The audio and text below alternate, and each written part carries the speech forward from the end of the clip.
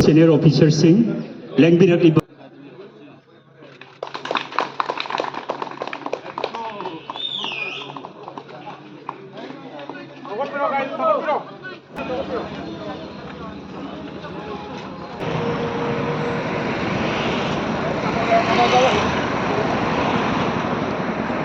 Nagsidaraba,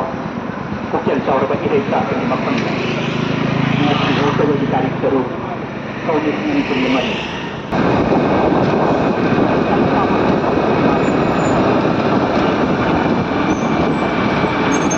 Aiki Ming Longjam Joy Kumar Singh, Chief Conservator Forest Wildlife in Pujabani, Forest Department, Romano Manipur Makata. Nasi Aikogi Humbuda Suba, Wildlife Week, Habidi Lamlaki, Tawai Panda GB Simbu, Lokobi Yokat Gadavani, Ganjab Tobi Gadavani, Habisi, 1955 Tigi Horaga,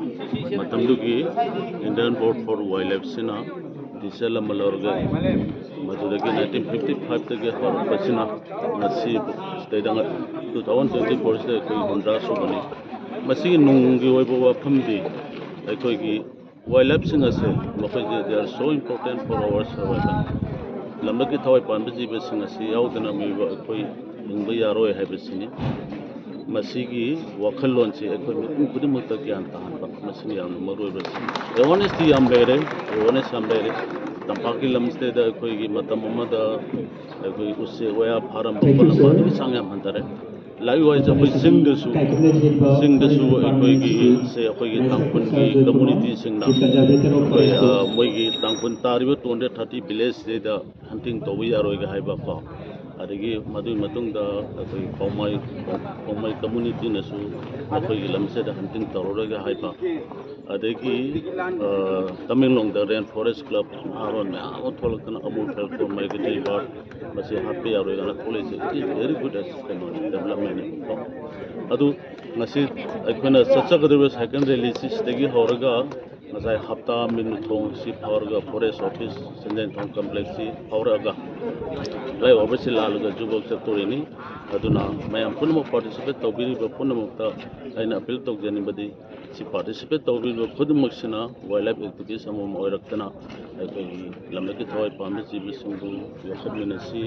mapai hunting tawbigano habigano habigi message se ubiragadi aduna yamna kanaba moigani na ai Dr. Sanjeev Rimski Medical Superintendent ni akoi ngasi punjeri city 78 wildlife week ka loinana akoi gi lamasida akoi gi wildlife ka baina conserve tawgadagi haibasini akoi di yam sengna haibadi cycle thongba group ni akoi si nature bu conserve tawba carbon footprint handahanba amasung lairiba ecosystem haibadi magi lairiba mi flora fauna punamaki balance thamba haibje akoi gi pandamni adura masida akoi cycle thongbo yam pundra ngasi mi yame jani johum sore masi ngasi gi wildlife conservation asibu support tawbo ina ngasi cycle thongba si laksa aidi cycle pamjaba group ni na akoi gi pandam di bike sana team ama lei masigi pandam di 50/30 haibani akoi gi 2030 da akoi gi leiriba city da kilometer gi manga manung da thoba yaba office ka ba school ka ba se bicycle loin thoba adu oragadi bicycle da thoragadi akoi gi awaba sa dukmati kokani traffic congestion leiraroi pollution leiraroi lambi inararoi hakchang pharani aduna pandam di 30/50 cycle si thoradi awaba kaya kokani hebje hajani